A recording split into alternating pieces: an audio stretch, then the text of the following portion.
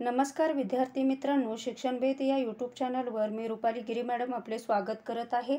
आजच्या लेक्चरमध्ये आपण बी एडच्या प्रथम वर्षातील आणि सेमिस्टर 2 मधील महत्त्वाचा असणारा पेपर म्हणजे ज्ञान आणि अभ्यासक्रम याविषयी माहिती आज या लेक्चरच्या माध्यमातून आपण घेणार आहोत। आजच्या लेक्चरमध्ये आपण वस्तुनिष्ठ स्वरूपातील प्रश्न उत्तरे पाहणार आहोत। जर तुम्हाला वस्तुनिष्ठ स्वरूपातील प्रश्न उत्तर आणखी हवी असतील तर कमेंटमध्ये कळवा आणि व्हिडिओ आवडला असेल तर चॅनलला सबस्क्राइब आणि लाईक करायलाही विसरू नका। चला व्हिडिओला आपण सुरुवात करूया। बघा, पहिला प्रश्न आहे, ज्ञान निर्मितीचे घटक कोणते? तर ऑप्शन 1 आहे विचारांची सक्रियता, ऑप्शन नंबर 2 ज्ञान रचना संप्रेषण, ऑप्शन नंबर 3 ज्ञान पुनर्रचना आणि ऑप्शन नंबर 4 आहे वरील सर्व। तर ज्ञान निर्मितीच्या घटकामध्ये वरील तिन्ही घटकांचा समावेश होतो।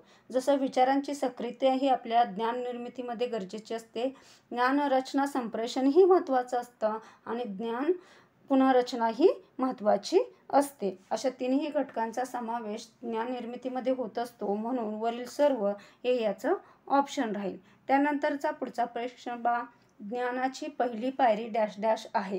तर ज्ञानाच्या काही पायऱ्या आहेत, त्यातली पहिली पायरी कोणती आहे असं तुम्हाला विचारलं आहे। तर बघा, ऑप्शन 1 आहे प्रयोजनात्मक ज्ञान, दुसरं आहे अवबोधात्मक ज्ञान, तिसरे आहे संकल्पनात्मक ज्ञान आणि ड आहे तार्किक ज्ञान। तर याचं करेक्ट आन्सर आहे ज्ञानाची पहिली पायरी आहे अवबोधात्मक ज्ञान। त्यानंतरचा पुढचा प्रश्न पाहूया, स्थानिक ज्ञान हे कोणत्या घटकाशी संबंधित असते? ऑप्शन 1 आहे अनुभवावर आधारित असतं, दुसरं आहे स्थानिक संस्कृतीशी एकरूप असतं, तिसरा ऑप्शन आहे स्थानिक स्तरावर गतिमान आणि ड ऑप्शन आहे किंवा लास्ट ऑप्शन आहे वरील सर्व।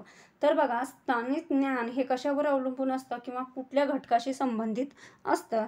तर या तिन्ही घटकाशी असतं। जसं स्थानिक अनुभवावर आधारितही असतं, स्थानिक संस्कृतीशी एकरूप असतं आणि स्थानिक स्तरावर गतिमान असतं, म्हणजे ऑप्शन नंबर ड याचं काय राहील? उत्तर राहील। त्यानंतरचा पुढचा प्रश्न पहा, व्यक्तींच्या विचारांना व कृतीला चालना द्यायची असेल किंवा दिशा द्यायची असेल तर डॅशच्या ज्ञानाचा फायदा होतो। ऑप्शन बघा, अ पारंपरिक ज्ञानाचा, दुसरा आहे आधुनिक ज्ञानाचा, तिसरा आहे स्थानिक आणि चौथा आहे सैद्धांतिक। तर बघा, कुठल्या ज्ञानाचा फायदा होतो? तर सैद्धांतिक ज्ञानाचा फायदा होतो। त्यानंतरचा पुढचा बघा, म्हणजे याचं करेक्ट आन्सर राहील ऑप्शन नंबर ड। त्यानंतरचा पुढचा प्रश्न पहा, पुस्तकी ज्ञान कोणत्या बाबीसाठी उपयोगी ठरते? ऑप्शन बघा, 1 आहे ज्ञानाचा विश्वसनीय स्रोत, दुसरा आहे अचूक ज्ञान प्राप्तीसाठी, तिसरा आहे तार्किक व स्पष्ट ज्ञान मिळवण्यासाठी आणि चौथा आहे वरील सर्व। तर याचं करेक्ट आन्सर आहे ते म्हणजे ऑप्शन नंबर ड वरील सर्व। म्हणजे या सर्व बाबींचा उपयोग आपल्याला पुस्तकी ज्ञान मिळवण्यासाठी होत असतो। त्यानंतरचा पुढचा प्रश्न पहा, जेरोम ब्रुनर यांनी डॅश डॅश संरचना सिद्धांत मांडला। इथं संरचना हा शब्द आहे। तर ऑप्शन बघा, अ बोधात्मक, दुसरा आहे भावात्मक, तिसरा ऑप्शन आहे क्रियात्मक आणि चौथा आहे यापैकी नाही। तर बघा, ब्रुनर याने बोधात्मक संरचना हा सिद्धांत मांडला। ऑप्शन नंबर अ याचा आन्सर आहे। लक्षात असू द्या, तुम्हाला TET मध्येही विचारला जातो असा प्रश्न। जेरोम ब्रुनर डॅश डॅश विद्यापीठात मानसशास्त्राचे प्राध्यापक होते। ऑप्शन बघा, अ न्यूयॉर्क पाहिजे तिथं, तर न्यूयॉर्क झाले। ऑप्शन नंबर 2 आहे हार्वर्ड, तिसरा आहे केम्ब्रिज, चौथा आहे ओको। तर याचं करेक्ट आन्सर आहे ब्रुनर हे हार्वर्ड या विद्यापीठात मानसशास्त्राचे प्राध्यापक होते। त्यानंतरचा पुढचा प्रश्न पहा, ब्रुनरच्या मते डॅश डॅश अध्ययन होय। तर बघा, ऑप्शन अ आहे माहितीवर प्रक्रिया करणे, ऑप्शन 2 आहे माहितीचे व्यवस्थापन करणे, ऑप्शन नंबर 3 आहे संरचना तयार करणे आणि ऑप्शन नंबर 4 आहे वरील सर्व। तर ब्रुनरच्या मते या सर्व गोष्टी म्हणजे अध्ययन होय। माहितीवर प्रक्रिया करणे, माहितीचे व्यवस्थापन करणे आणि संरचना तयार करणे या तिन्ही प्रक्रिया म्हणजे अध्ययन होय। त्यामुळे ऑप्शन नंबर ड याचा आन्सर राहील। त्यानंतरचा पुढचा प्रश्न पहा, ब्रुनरने अध्ययनाचे डॅश डॅश मार्ग सांगितले आहेत। तर त्यांनी किती मार्ग सांगितले आहेत? तर बघा ऑप्शन नंबर ब याचा आन्सर आहे. त्यांनी 3 मार्ग सांगितलेले आहेत. त्यानंतरचा पुढचा प्रश्न पहा.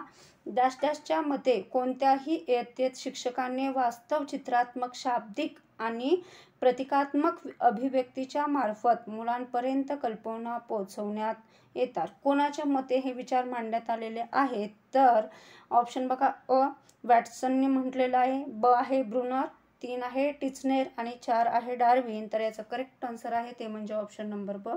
ब्रुनरने असं म्हटले आहे की शिक्षकांनी वास्तव, चित्रात्मक, शाब्दिक आणि प्रतिकात्मक अभिव्यक्तीच्या मार्फत मुलांपर्यंत कल्पना पोहोचवाव्या लागतात.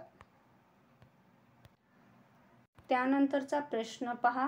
कोणत्याही मुलाला कोणत्याही अवस्थेत, कोणत्याही बौद्धिक स्वरूपात, कोणताही विषय परिणामकारक शिकवता येईल हे मत कोणाचे आहे? तर असे मत मांडलेले आहे ब्रुनर यांनीच हे मत मांडलेलं आहे. त्यानंतरचा पुढचा प्रश्न पहा. बोधात्मक विकास उपपत्ती कोणी मांडली? तर बोधात्मक विकास उपपत्ती ही जीन पियाजे यांनी मांडलेली आहे. हे लक्षात असू द्या.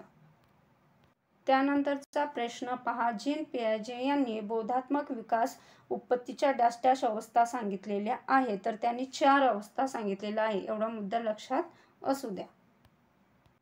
त्यानंतरचा प्रश्न पहा. संकल्पना निर्मितीसाठी व अमूर्त विचार करण्यासाठी प्रथम मुलांना प्रत्यक्ष अनुभव दिले पाहिजेत असे डॅश डॅश यांनी मांडले आहे. तर असे विचार कोणी म्हटलेले आहेत? तर जीन पियाजे यांनी असं म्हटलं आहे की संकल्पना निर्मितीसाठी व अमूर्त विचार करण्यासाठी प्रथम मुलांना प्रत्यक्ष अनुभव दिले पाहिजेत असं जीन पियाजे यांचं मत आहे. ऑप्शन नंबर क याचा आन्सर राहील. त्यानंतरचा पुढचा प्रश्न पहा. बोधात्मक विकास आणि ज्ञानाचे संक्रमण या विषयावर डॅश डॅश यांनी संशोधन कार्य केलेले आहे. तर बघा बोधात्मक विकास आणि ज्ञानाचे संक्रमण या विषयावर लेव वायगोत्स्की यांनी हे संशोधन केलेलं आहे. यामुळे याचं करेक्ट आन्सर राहील ऑप्शन नंबर अ. त्यानंतरचा पुढचा प्रश्न पहा. डॅश डॅश यांनी सामाजिक सांस्कृतिक उत्पत्ती मांडलेली आहे. तर वायगोत्स्की यांनी सामाजिक सांस्कृतिक उत्पत्ती मांडलेली आहे. ऑप्शन ब याचा आन्सर राहील. त्यानंतरचा पुढचा प्रश्न पहा. अध्ययन म्हणजे सद्यस्थितीतील बौद्धिक स्तराकडून अधिक उच्च बौद्धिक स्तराकडे होणारी वाटचाल असा दृष्टिकोन डॅश डॅश यांनी स्वीकारला. तर असा दृष्टिकोन कोणी स्वीकारला आहे? तर तो लेव वायगोत्स्की यांनी स्वीकारलेला आहे. त्यानंतरचा पुढचा प्रश्न पहा. कोणत्या तत्वज्ञानाने अहिंसा हे मूलभूत तत्व मानले आहे? तर जैन तत्वज्ञानाने अहिंसा हे मूलभूत तत्व मानलेले आहे. त्यानंतरचा पुढचा प्रश्न पहा. त्यानंतर शेवटचा प्रश्न पहा. बौद्धिक, नैतिक, सौंदर्य विषयक बाबीविषयी आपण ज्याला पसंती देतो त्याला डॅश डॅश म्हणतात. तर त्याला काय म्हणतात? मूल्य असं म्हणतात. त्यामुळे याचं करेक्ट आन्सर राहील ऑप्शन नंबर ब. अशा प्रकारे आपण महत्त्वाचे आणि मोजके असे प्रश्न आपण आजच्या या व्हिडिओच्या माध्यमातून घेतलेले आहेत. तुम्हाला व्हिडिओ आवडत असेल तर तसं कमेंटमध्ये सांगा आणि चॅनलला सबस्क्राईब, लाईक आणि शेअर करायला विसरू नका. आता आपण इथंच थांबूया. धन्यवाद.